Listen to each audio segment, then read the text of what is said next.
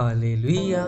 स्वागत है आप सबका मेरी भविष्यवाणियों की पुस्तक में। तो आइए हम आज के पवित्र वचन को पढ़ेंगे जो कि परमेश्वर के दास प्रेरित अंकुर यूसुफ नरूला जी के द्वारा लिखा गया है।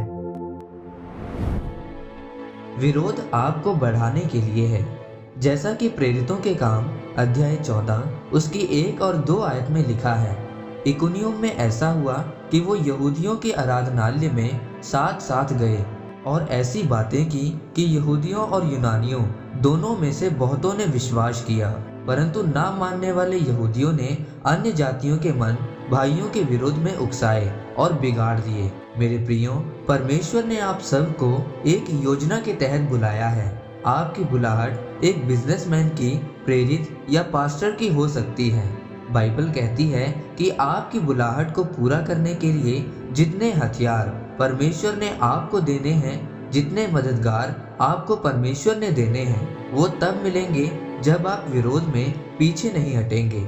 आप डरेंगे नहीं, घबराएंगे नहीं और आपके अड़े और खड़े रहने के कारण परमेश्वर आपको बढ़ाएगा और गवाही के साथ वापस खड़ा करेगा। बाइबल में लिखा है कि पौलुस इकुनियुम में गया, वहां लोगों को परमेश्वर का सुसमाचार सुनाया, लोगों को चंगा किया और उसके बाद वहां के लोगों ने उसका विरोध किया, उसके खिलाफ हो गए और पौलुस को वहां से भगा दिया। बाइबल बताती है कि फिर पौलुस लुस्त्रा और दिरबे नगर को गया। वहां पर उसने एक जन्म के लंगड़े को देखा और उस लंगड़े को चलाया और पौलुस का लुस्त्रा और दिरबे में भी विरोध हुआ और फिर वो वहां से भी आगे चला गया। जब हम पौलुस के बारे में बाइबल में पढ़ते हैं तो बाइबल बताती है कि पौलुस ने 13 पत्रियां लिखी और तीमुथियुस को पौलुस ने 2 पत्रियां लिखी। अगर आप पौलुस की सेवकाई को ध्यान से पढ़ें तो पौलुस की सेवकाई में तीमुथियुस का बहुत बड़ा हाथ था और उसने उसकी बहुत मदद की थी। तीमुथियुस पौलुस का आत्मिक बेटा भी था। अगर आप ध्यान से पढ़ें कि पौलुस की जिंदगी में तीमुथियुस आया कैसे, तो तीमुथियुस उसकी जिंदगी में तब आया जब पौलुस का विरोध हुआ और विरोध के कारण उसको लुस्त्रा और दिरबे नगर में जाना पड़ा। और जब वो वहां गया तो जन्म का लंगड़ा चला तो पूरे नगर में धूम मची कि कोई व्यक्ति आया है जो यीशु मसीह के नाम में लोगों को चंगा कर रहा है, और यही विरोध उसके आगे बढ़ने का कारण था। आज जब एक व्यक्ति परमेश्वर के सुसमाचार का प्रचार करना शुरू करता है तब उसके जीवन में विरोध आता है, लोगों के द्वारा उसका विरोध होता है और विरोध के आने से ही वो परमेश्वर के सुसमाचार का प्रचार करना बंद कर देता है, जिससे वो काम नहीं कर पाता जिसके लिए परमेश्वर ने उसको बनाया होता है।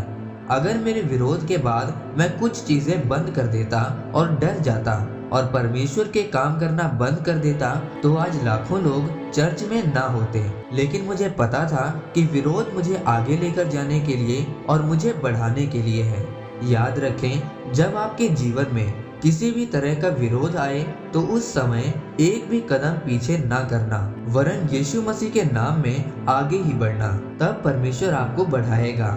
इसीलिए मेरे प्रियो, जब जीवन में विरोध आए तो पीछे ना हटें बल्कि आगे बढ़ें, क्योंकि विरोध आपको हमेशा आगे बढ़ाएगा और आपको आगे लेकर जाएगा। इस वचन के द्वारा परमेश्वर आपको आशीषित करे। आमीन।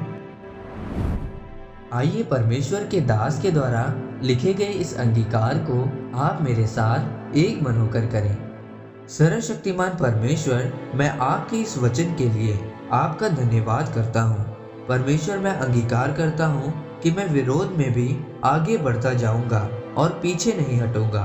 परमेश्वर, आप मुझे आगे बढ़ाएं, प्रभु यीशु मसीह के नाम में, आमीन। परमेश्वर आप सबको आज के वचन के ऊपर मनन करने के द्वारा आशीषित करे। आमीन।